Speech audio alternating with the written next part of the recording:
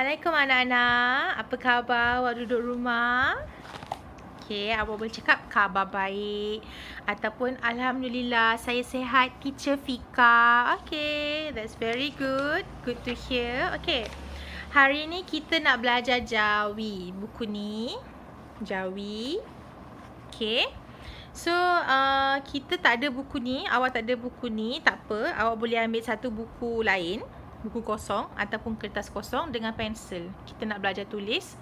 Kita nak belajar tulis huruf, nak belajar tulis perkataan bahasa Melayu tapi dalam tulisan Jawi. Okey.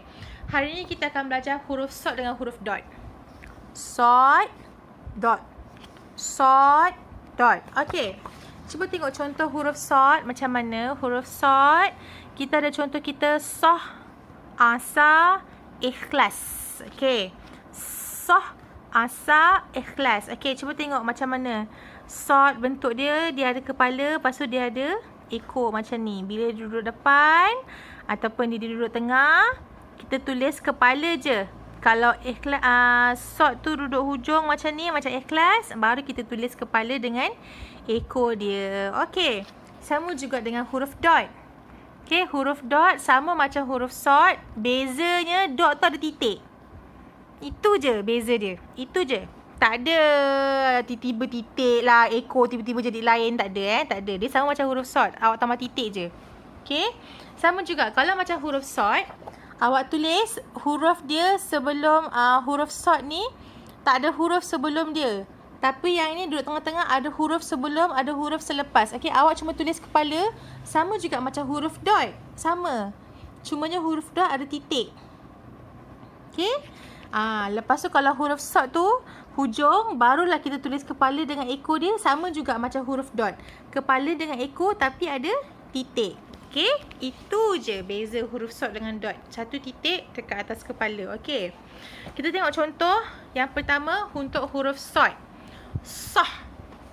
Soh. Macam mana? Mana teacher punya? Okey ni. Soh. Okey.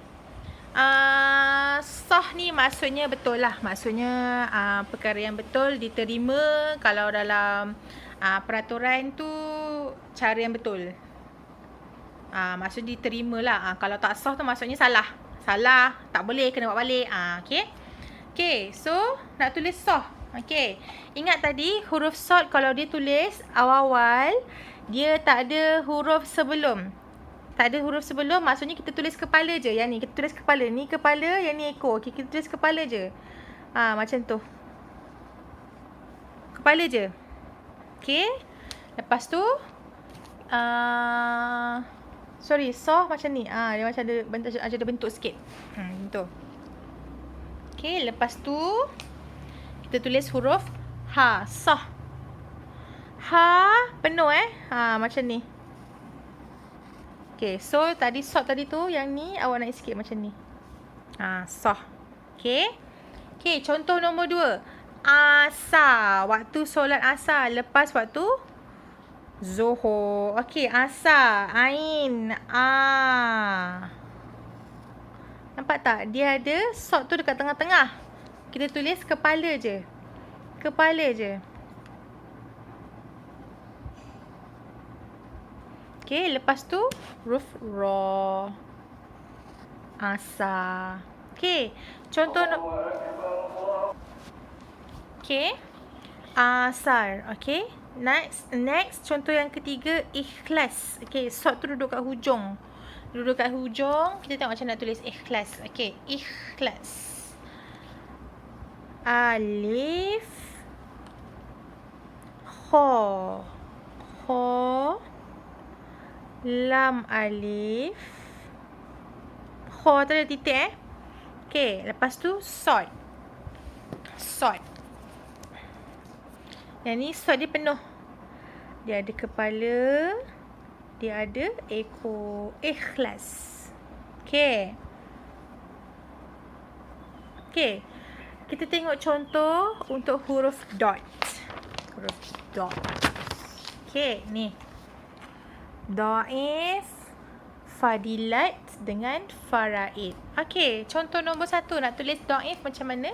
Dhaif tu maksudnya orang yang susah, orang yang miskin. Dia lagi miskin daripada orang miskin. Dia susah sangat. Okay, dhaif. Okay, dot tu duduk depan sekali. Duduk depan sekali maksudnya kita cuma tulis kepala dia je. Kepala dia. Kepala dia dot. Macam ni. Macam tu. Kepala dia macam tu. Dot. Lepas tu ain. Macam ni. Ain. Lepas tu ya. Lepas tu huruf fa. Dhaif. Okay, contoh nombor 2. Fadilat. Fadilat ni maksudnya macam kelebihan-kelebihan lah. Okay. Alamak, terconteng. Okay, fadilat. Huruf fa kat depan. Fa. Lepas tu huruf dot. Okay, huruf dot. Kita tulis kepala dia je. Kepala. Dot. Macam tu. Fa titik. Tinggal titik dia. Okay, fa. Fa di. Lepas tu huruf ya. Ya. Lepas tu huruf lam. Huruf ta bulat. Ta marbutah. Okay, fardilat. Fadilat. Okay, contoh nombor 3. Faraid. Faraid. Huruf fa. Itu huruf ra. Fa, ra. Okay, alif. Okay, hamzah macam ni. Okay, yang ini dot dia duduk dekat hujung. Jadi, kena ada kepala. Kena ada ekor. Macam tu. Faraid. Okay, itu saja contoh untuk minggu ini. Bye-bye.